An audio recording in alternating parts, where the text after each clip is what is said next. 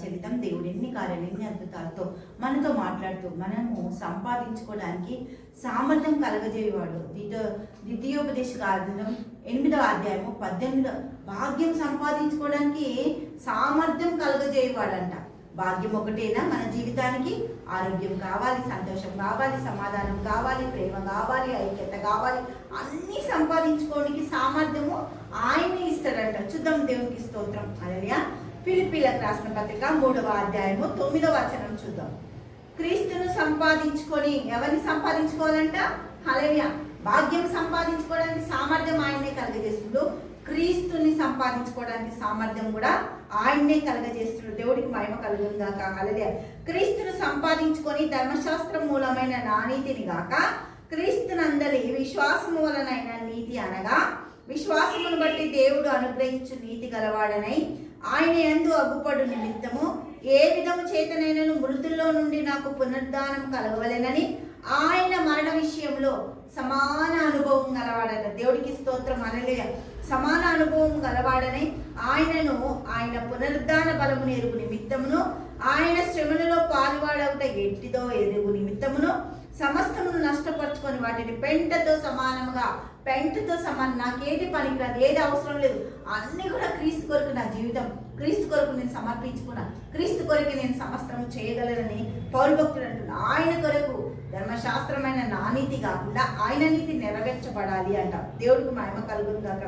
ఇదివరకే నేను గెలిచి ఆయనను, ఇదివరకే సంపూర్ణ సిద్ధి పొందితినే అని ఆయనను నేను అనుకుంటలేదు. కానీ నేను దేని నిమిత్తం క్రీస్తు యేసు చేత పట్టబడితినో దానిని పట్టుకొనవలనని పరిగెత్తుతుందంట. దేవుడు కొరకు, క్రీస్తు కొరకు, సంపాదించుకోవడం కొరకు.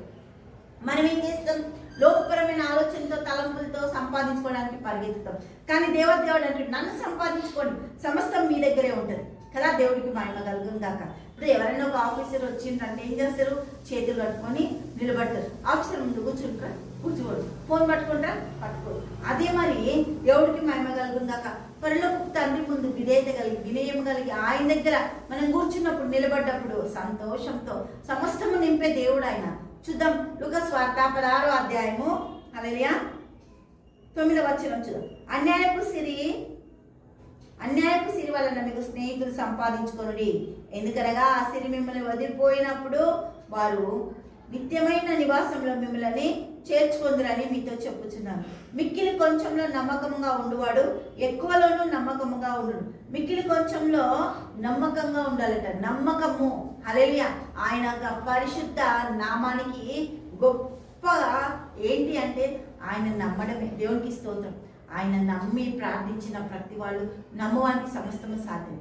అపనమ్మకం ఉండకుండా నాకు సహాయం చేయండి అంట. దేవుడికి స్తోత్రం. హల్లెలూయా. అపనమ్మకం లేకుండా దేవుడి దగ్గర ఉన్నాడు.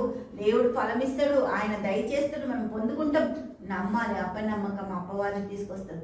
నమ్మకం దేవాది దేవుని. హల్లెలూయా. దేవుడికి ఇస్తాడు. క్రీస్తుని సంపాదించుకునే సామర్థ్యం ప్రార్థనలో మన టైంని సంపాదించుకునే కాలాన్ని సిద్ధపరచుకోవాలి. దేవునికి మహిమ కలుగును గాక. హల్లెలూయా. తండ్రి యేసయ్యానికి స్తోత్రం. గొప్పగా అద్భుతంగా ఆశ్చర్యంగా నీకే స్తోత్రాలు చెల్లిస్తున్నాం. అన్ని రంగాలు ఆశ్రయించండి, బిడ్డలను దీవించండి ప్రభా. నువ్వు దొరుకు కాలం ముందు ప్రభు నేను వెతికే సామర్థ్యత బిడ్డలకు దయచేయి. యేసుక్రీస్తు నామంలో ప్రార్థిస్తున్నాము తండ్రి. ఆమేన్, ఆమేన్.